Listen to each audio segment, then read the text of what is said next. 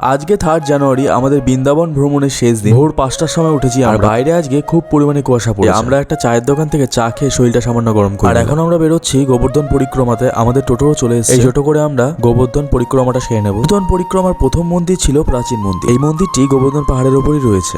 ভেতরে শ্রীকৃষ্ণ রাধারানীর বিগ্রহ রয়েছে, তোমরা দর্শন করে নাও। এর পরবর্তী মন্দিরে আমরা আসলাম শ্রী গিরিরাজ মহারাজের মন্দির। আর দুঃখের বিষয় এখানে ক্যামেরা এলাও নেই। এর পরবর্তী দর্শনীয় স্থানে আমরা আসলাম শ্রী চৈতন্য মহাপ্রভুর মন্দির। মন্দির প্রাঙ্গণটি এবং মন্দিরটি দুটোই বেশ সুন্দর। ভেতরে ঢোকার পর দেখলাম শ্রী চৈতন্য মহাপ্রভুর একটি বড় বিগ্রহ রয়েছে। চৈতন্য মহাপ্রভুকে দর্শন করার পর চলে আসলাম একটা তিলক মাটি কেনার দোকানে। এখান থেকে মা কিছু তিলক মাটি কিনে। তারপর ঠিক 2টোর সময় আমাদের স্টেশন যাওয়ার গাড়ি চলে আসে। সব লাগেজপত্র তুলে নিয়ে আমরা রওনা দিলাম মথুরা স্টেশনের উদ্দেশ্যে। স্টেশনে ঢোকার কিছুক্ষণের মধ্যেই আমাদের ট্রেন চলে আসলো। আর এদিকে বৃন্দাবন ছেড়ে চলে যাব এই দুঃখটাও রয়েছে মনে। পরদিন সকালে দরজার সামনে দাঁড়াতে খুব জোরে একটা বন্দে ভারত আমার পাশ দিয়ে চলে গেল। এখন রাত 8টা, আমাদের লাগেজপত্র রেডি করে নিয়েছি। আমরা ঢুকছি কলকাতা। কলকাতা স্টেশনে নামার পর বাইরে বেরিয়ে দেখলাম আমাদের বাড়ি যাওয়ার বাসও চলে এসেছে।